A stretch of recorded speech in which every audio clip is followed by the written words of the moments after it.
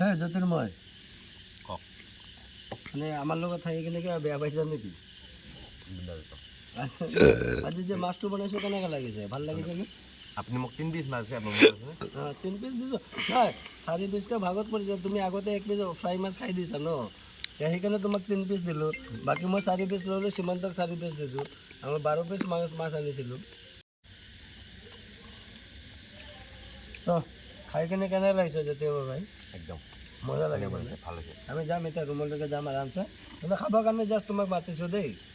খাই কেনে কেনেকৈ লাগিছে? আমাৰ চব অলৰেডি মানে কি বজাৰত অলৰেডি কি কৰা থাকে, আমি যি খাওঁ সেইটো মানে 100 টকা বা 150 টকাৰ আমি কেতিয়া বজাৰটো কৰিলে হয়। আৰু সীমান্তৰো মই থাকোঁৱে। আজি তুমি আছা কাৰণে তুমি বছ আমি কি কৰিলোঁ, আধা কিলো মাছটো লৈ ল'লোঁ। আধা কিলো মাছটো লৈ ল'লোঁ, ইমান বেছি হ'ল। 5 পিচকৈ খোৱাৰ পিছতো মানে ইমান বাছি আছে, হয় নে নাই? চব কিমান মাছ বাচি আছে, হয় নহয়? আৰু সিহঁতকতো দিলোঁ পিছত ভাত বাকী আছে।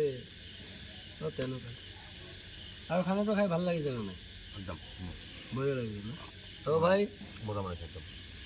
কাজিৰঙা ফক্সটেলত আছোঁ আমি, জ্যোতিৰ্ময় মই আৰু সীমান্ত ভাই ভিডিঅ' বনাই আছে, হয় নে নাই?